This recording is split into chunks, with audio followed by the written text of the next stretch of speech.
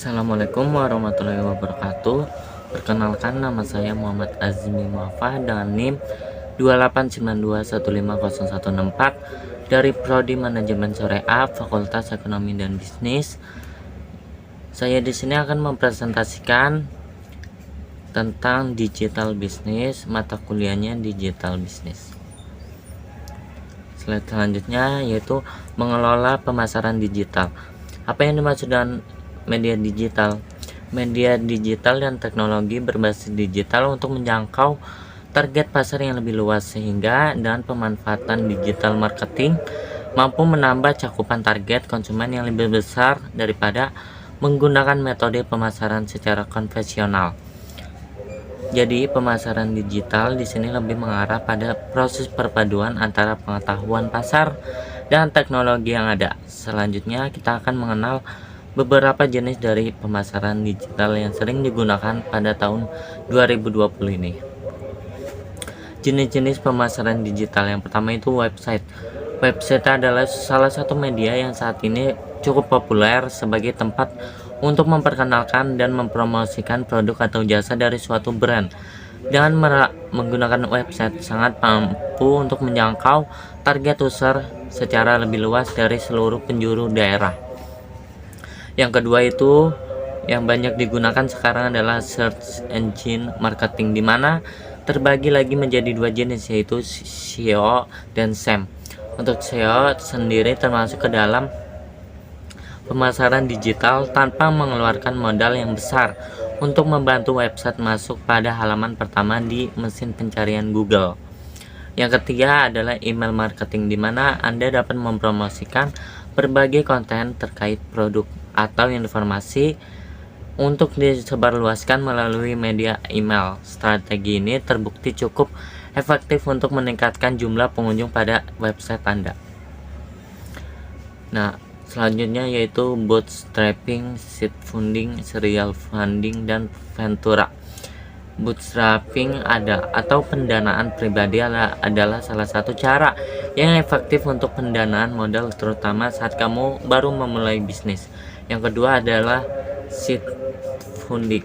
Seed funding adalah salah satu jenis sumber pendanaan startup tahap awal, di mana putaran investasi pertama berasal dari investor eksternal. Strategi pitching atau memiliki pengalaman dan latihan. Hasil dari pitching bisa jadi hanya 10% yang berhasil, sehingga Anda perlu mengetahui strategi yang ampuh meningkatkan pelanggan. Diantaranya yaitu yang pertama, dalami masalah klien. Yang kedua, menggunakan data informasi dalam penyampaian Anda. Yang ketiga, menggunakan visualisasi. Yang keempat, sampaikan pitching secara jelas. Pola pikir bisnis di era digital. Yang pertama itu transportasi digital saat ini menjadi istilah yang semakin sering digunakan. Tidak hanya dalam ekosistem bisnis teknologi, tetapi juga dalam hampir semua bidang industri dan perusahaan yang masih menjalankan bisnis secara konvensional untuk mewujudkan sistem bagi transportasi digital yang ideal. Pola pikir digital atau digital mindset harus tertanam oleh para pelaksana bisnis dan pemangku kepentingan atau stakeholder.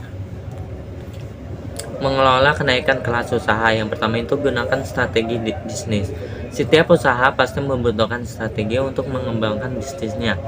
Dengan strategi yang tepat, pengembangan bisnis juga berguna untuk menentukan anggaran serta merencanakan tindakan yang akan dilakukan sebagai acuan untuk mengembangkan usaha. Yang kedua, lakukan penghematan anggaran operasional.